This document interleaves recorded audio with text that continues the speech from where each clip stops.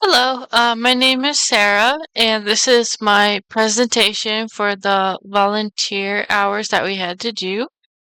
Um, and I'll start my slideshow. So I volunteered at the Smithsonian Digital Center, where this is a place where you can transcribe various documents, and volunteers from everywhere can help with this. They launched this department back in 2013, and there has been a lot of volunteers and a lot of projects that the Smithsonian has been working on. And they always add them to the website. And anyone can help. You just sign up to be a volunteer, and then you pick a project that you want to work on, and you start transcribing. Some projects, as I will get into it later on, do have certain guidelines to work with. Now, the purpose of this department is to make sure that others can transcribe the documents that could be harder to read than others. Like, for instance, some documents were back in the 19th century, 20th century, and the handwriting was a little bit different back then, so it's kind of difficult to read.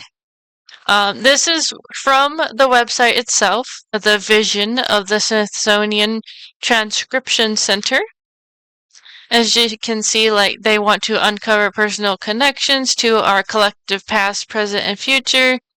They want to play a role in digital Smithsonian, and they bring collections from museums and digital space, and everyone can explore, learn from, and celebrate.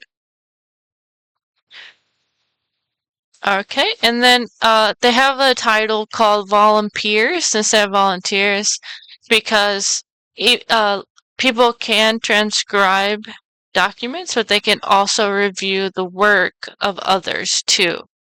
And I did not sign up for that because you do have to have a special account to do the reviews, and I just wanted to focus on transcribing documents instead of doing the reviews.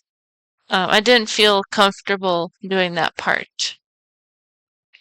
So here's a little project that I was working on.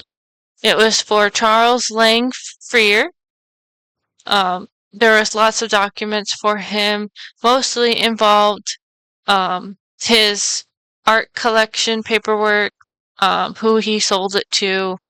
He had a lot of art that he collected all over the world. There was some in Japan, Europe, and some of the collections had descriptions of each art that he had, and he had a lot of documents like this.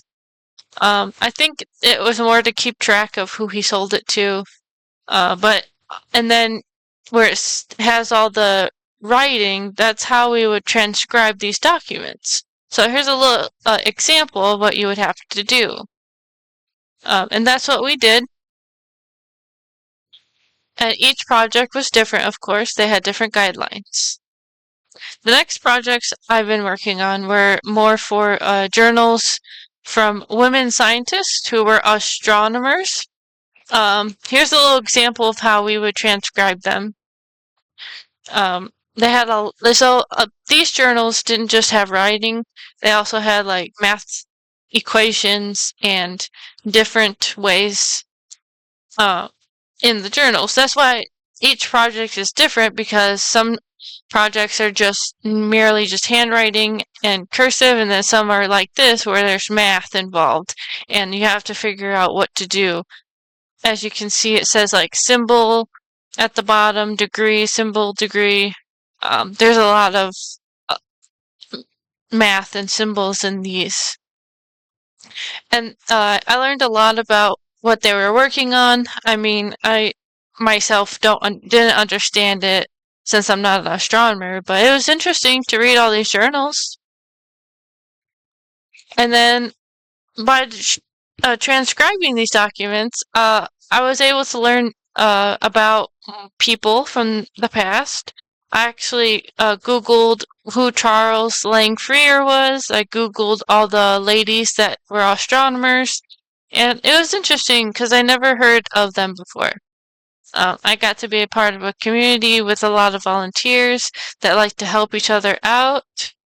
And I also made sure to follow the project guidelines to make sure the documents were transcribed properly. There were some challenges, of course. For instance, some of the handwriting was hard to read, but luckily there were examples for us to see. I would go to someone's completed work that they transcribed for, and I kind of just went by what they saw. Some documents were more time consuming than others, so there was a lot of detail I had to read and make sure because of the math ones, there's a lot of equations. I had to make sure I put them down. And then the projects are getting finished quite fast. So I had to make sure I was putting in the 15 hours. But each day they had more papers that they scanned and uploaded. So it was good that I was able to get my 15 hours in. I believe after doing this volunteer work, it gave me some great skills to work towards my career goal of becoming an archivist because this is what they do. They transcribe work and make sure that the documents are properly handled. And I plan to do some more volunteer work with them because I really enjoyed what I did. And then here's some the websites and the about page from the Smithsonian Digital Volunteers, but just a little bit of bibliography from where I got my information. But I hope you enjoyed.